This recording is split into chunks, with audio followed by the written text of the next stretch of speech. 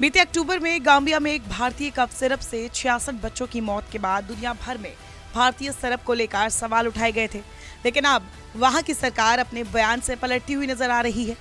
Gambia सरकार ने अभी तक इस बात की पुष्टि नहीं की है कि भारतीय कफ सिरप से किडनी को नुकसान पहुंचने के कारण करीब 66 बच्चों की मौत हुई है। नई रिपोर्ट के मुताबिक गाम्बिया के मेडिसिन कंट्रोल एजेंसी के एक प्रतिनिधि ने ये जानकारी रॉयटर को दी है।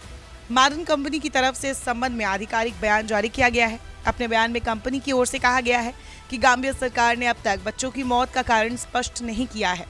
WHO ने बीती 5 अक्टूबर को भारत के मैडन फार्मास्यूटिकल्स के खांसी के सिरप को लेकर अलर्ट जारी किया था। WHO ने संभावित रूप से इसे गाम्बिया में 66 बच्चों की मौतों से जोड़ा था। मैडन फार्मास्यूटिकल्स की promethazine oral solution, Kofexmalin baby cough syrup, Makoff baby cough syrup और मैग्रिप एंड कोल्ड सिरप को लेकर यह अलर्ट जारी किया गया था। कंपनी का एक प्लांट हरियाणा के सोनीपत में है, वहीं हिमाचल के बद्दी में भी कंपनी की एक यूनिट है।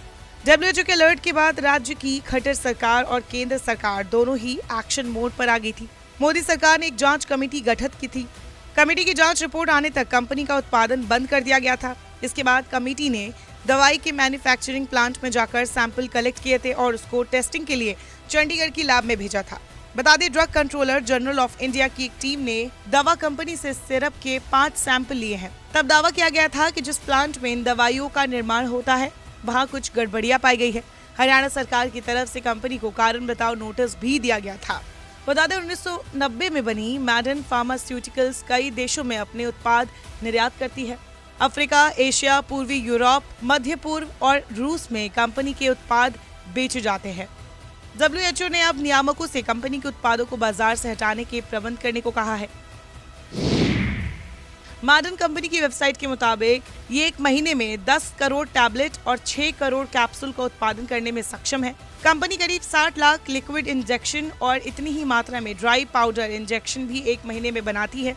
इसके अलावा कंपनी मासिक आधार पर 5 करोड़ मिलियन आई ड्रॉप के साथ 10 करोड़ ओरल लिक्विड और 5 करोड़ ऑइंटमेंट भी बनाती है। जीवन रक्षक दवाओं से लेकर एंटी एलर्जी और एंटीबायोटिक तक कंपनी हर श्रेणी में कई तरह के दवा उत्पाद बनाती है।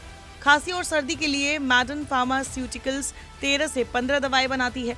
कंपनी वयस्कों के साथ साथ बच्चों के लिए भी कैप्सूल, टैबलेट और सिरप बनाती है। एंटीबायोटिक्स कैटेगरी में कंपनी 40-50 उत्पाद बनाती है। यही नहीं, कंपनी कैप्सूल और मलहम शामिल है। यही नहीं, कंपनी एंटी एलर्जिक और एंटी फंगल श्रेणी में भी कम से कम 15 प्रोडक्ट बनाती है। इनमें टैबलेट, कैप्सूल और मलहम शामिल है। मैडन फार्मास्यूटिकल्स मलेरिया रोधी और दर्द निवारक दवाओं का भी उत्पादन करती है। इन दवाओं की भारत के साथ ही दक्षिण अफ्रीका और नामीबिया जैसे देशों में काफी मांग है, जहां मलेरिया का ज्यादा प्रकोप होता है। कंपनी हार्ट रिलेटेड बीमारियों के इलाज के लिए भी दवाएं बनाती है। इस श्रेणी के उसके पोर्टफोलियो में करीब 20 प्रोडक्ट शामिल है। डायबिटीज के इलाज में काम आने वाली कम से कम 5 दवाई भी कंपनी बनाती है। इन गंभीर आरोपों के बाद कंपनी की तरफ से कहा गया था कि वो डोमेस्टिक मार्केट में अपना उत्पाद नहीं बेच रही है। इसके अलावा कंपनी इन दवाइयों के निर्माण के लिए लगने वाला कच्चा माल सर्टिफाइड कंपनियों से खरीदती है। कंपनी का कहना है कि CDSCO के अधिकारी हमारे प्लांट पर सैंपल के टेस्टिंग के लिए पहुंचे थे। हमें उनकी रिपोर्ट का इंतजार है। नमस्कार, मैं हूं मानक गुप्ता। अगर आपको हमारा ये वीडियो पसंद आया हो तो इसे लाइक और शेयर जरूर करें, और हाँ, हमें सब्सक्राइब और फॉलो करना ना भूलें ताकि आप देश और दुनिया की कोई खबर मिस ना करें। तो जुड़े रहिए हमारे साथ और देखते रहिए News 24।